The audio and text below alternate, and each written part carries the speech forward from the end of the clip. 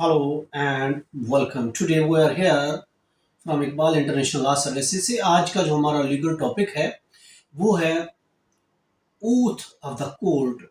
Court का oath क्या होता है, कोर्ट का हलफ क्या होता है। देखिए, कोई भी पार्टी जब कोर्ट में केस फाइल करती है तो उसको ओथ उठाना पड़ता है।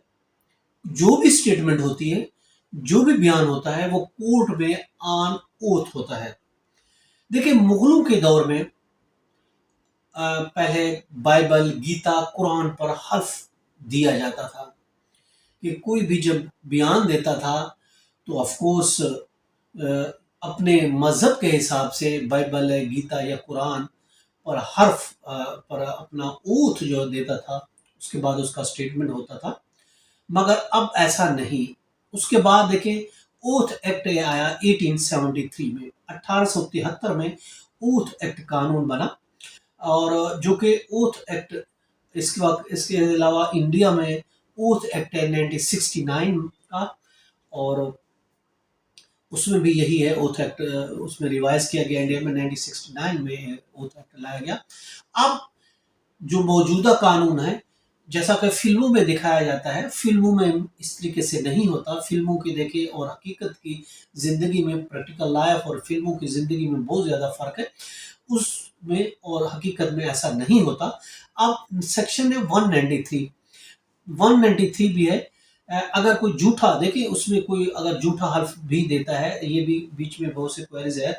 अगर कोई कोर्ट में आके झूठा बयान देता है, तो देखिए अगर कोई कोर्ट में आके झूठा बयान देता है तो 193 के तहत उसके खिलाफ कार्रवाई की जा सकती है। 193 ये कहता है कि अगर आपने कोर्ट में झूठा फॉल्स एफिडेविट दिया है, फॉल्स हल्फ उठाया है, तो उसको आपको पनिश की जाएगी।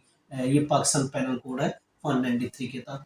अब देखें, अब सिर्फ जब ओथ उठाया जाता है, अब किसी बाइबल पर, कुरान पर या फिर गीता पर हल्फ नहीं उठाया जाता, उस पर हाथ रखकर कोई हल्फ नहीं दिया जाता, या जैसे फिल्मों में दिया जाता है उस तरीके से हल्फ नहीं होता। अब जो कोर्ट में ओथ होता है वो सिर्फ एक स्टेटमेंट होती है कि मैं जो कहूंगा वो सच कहूंगा, सच के सिवा कुछ नहीं कहूंगा।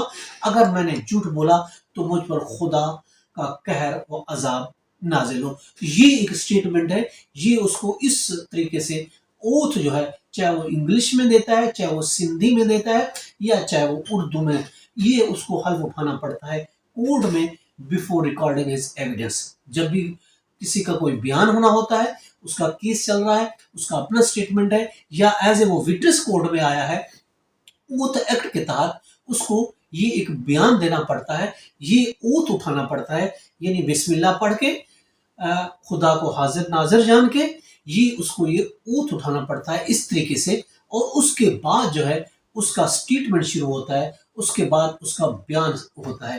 तो ये तरीकेकार है कोर्ट में ओथ किस तरह से उठाया जाता है। यानी कोर्ट में कोई भी बयान होता है बगैर ओथ के नहीं होता। तो इस तरीके से ओथ के जरिए उसका स्टेटमेंट रिकॉर्ड किया जाता है। अगर वो गलत करेगा, झूठा बयान देगा, तो उसके खिलाफ भी पाकिस्तान पैनल कोड के साथ के तहत उसके खिलाफ कार्रवाई भी की जा सकती है। ये तो हमारा आज का टॉपिक। इसके साथ इजाजत। Have a nice day. Allah Hafiz.